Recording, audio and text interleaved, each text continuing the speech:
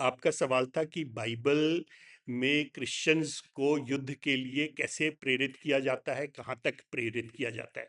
तो देखिए, इस सवाल का जवाब क्रूसेड्स में ढूंढने के पहले हमें थोड़ा सा पीछे जाना पड़ेगा और देखना पड़ेगा कि इजिप्ट की कल्चर के साथ क्या हुआ था।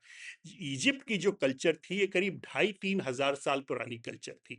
बहुत ही सभ्य कल्चर थी। इस सभ्यता में अलग अलग तरह के लोग रहा करते थे, अनेक धर्म हुआ करते थे, और ये कल्चर अचानक पूरी तरह से वाइप आउट हो जाती है। ध्यान रखिए, इजिप्ट की कल्चर में 3 बार विदेशियों के हमले हुए। पहले ग्रीक्स आए, फिर रोमन्स आए, उसके पहले अकेडियंस आए थे। और ये सारे के सारे जो लोग इजिप्ट में हमला करने आए थे, ये धीरे धीरे इजिप्ट की कल्चर में समाहित हो गए, इजिप्ट की कल्चर का हिस्सा बन गए। पर जब इजिप्ट में वेलकम किया गया क्रिश्चियंस को, 49 BC, सॉरी 49 AD की तारीख दी जाती है, जब इजिप्ट में पहला जो क्रिश्चियन पादरी था, पहला जो अपोस्टल था, वो आता है। अभी जीसस क्राइस्ट की डेथ हुई ही हुई है, और एक क्रिश्चियन अपोस्टल इजिप्ट आता है, और उसके रहते जो गांव खेड़े में रहने वाले कॉप्ट लोग हैं, ये कॉप्ट लोग धीरे धीरे क्रिश्चियनिटी को अडॉप्ट करना शुरू कर देते हैं। और इजिप्ट में क्रिश्चियनिटी बड़े आराम से अगले 300 साल रहती है, तब तक जब तक कि एक क्रिश्चियन राजा बन जाता है रोम में। और जो रोम का क्रिश्चियन राजा है कॉन्स्टेंटीन, ये इजिप्ट के ऊपर हमला करता है। और जो ही ये हमला होता है, इस हमले में पहली बार इजिप्ट की जो पुरानी कल्चर थी, उसको पूरी तरह से नष्ट कर दिया जाता है।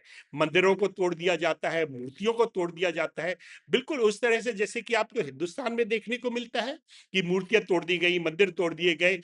कल्चर को, जो ट्रेडिशनल कल्चर थी, वो कल्चर की जो पिछले 2,500-3,000 सालों से चली आ रही थी, उस कल्चर जिसमें कि हर आक्रमणकर्ता आके समाहित हो जाता था, उस कल्चर को कॉन्स्टेंटीन के जमाने में पूरा खत्म कर दिया गया।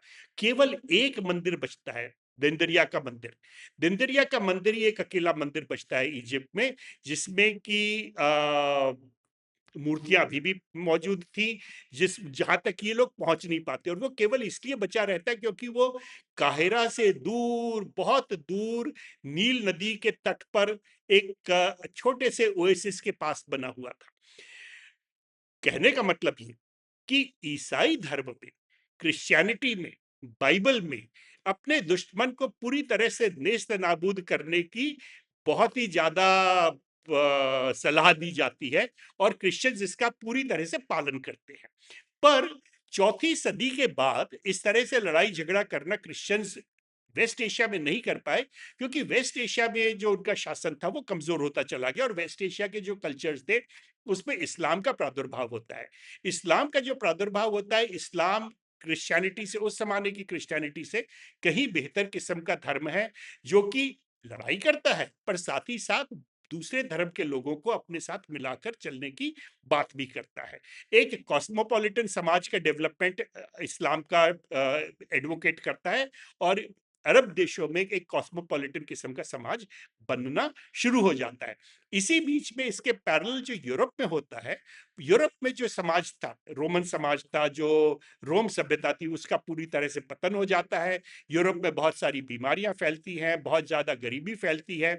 और इस पूरे समय में करीब 300-400 साल का ये जो हाहाकार वाला समय है, ये तब खत्म होता है जबकि अराउंड 11वीं सदी की शुरुआत में यूरोप में अचानक पहली बार, कई 100 सालों के बाद पहली बार अचानक फसलें अच्छी आने लगती हैं। एक के बाद एक कई अच्छी फसलें आती हैं। नतीजा ये होता है कि यूरोप में थोड़ी सी खुशहाली फैलती है, और जो ही खुशहाली फैलती है और जीवन आसान हो जाता है यूरोप का, तुरंत फुरत पोप की तरफ से आदेश आता है, पोप अर्बन है उस समय, पोप की तरफ से आदेश आता है कि हमें जाके जेरूशलेम पे कब्जा कर लेना चाहिए, जेरूशलेम से मुसलमानों को हटा देना चाहिए। और तब जाके पहला क्रूसेड चालू होता है।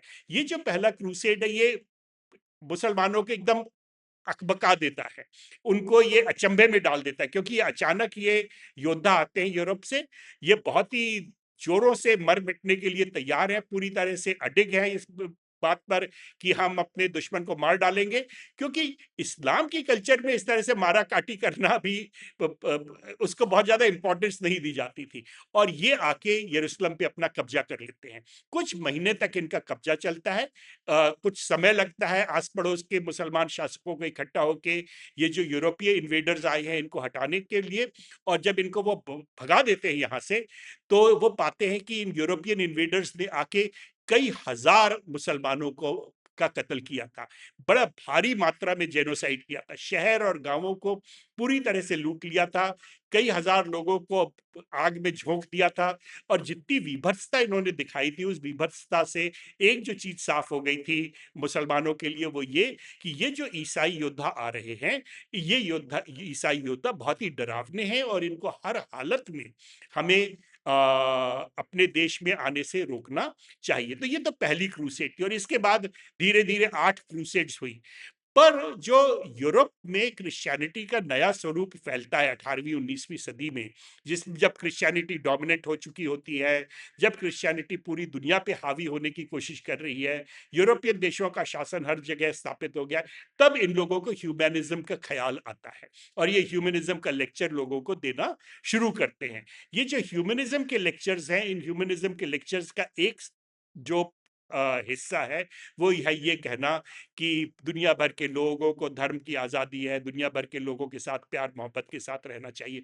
पर ध्यान रखिए, ये बात 18वीं सदी में होती। करीब क्रिश्चियन लोगों ने प्यार मोहब्बत से रहने की जो बात थी, वो जस्ट करीब 200 साल पहले सीखी थी। जबकि बाकी जो दुनिया के लोग थे, इंडिया में तो हमारे यहाँ हर किसी को रहने का फ्रीडम हुआ करता था। इस्लाम में भी शुरू में थोड़ा लड़ाई झगड़ा उन्होंने ज़रूर किया बाकी दुनिया के साथ। हिंदुस्तान में आके थोड़ा-सा मोहम्मद गौरी वगैरह ने लड़ाई झगड़ा किया, पर इस्लाम में भी कहीं ये बात नहीं थी कि हमें अपने दुश्मन को पूरी तरह से खत्म कर देना चाहिए, पूरी तरह से दबा के रखना चाहिए।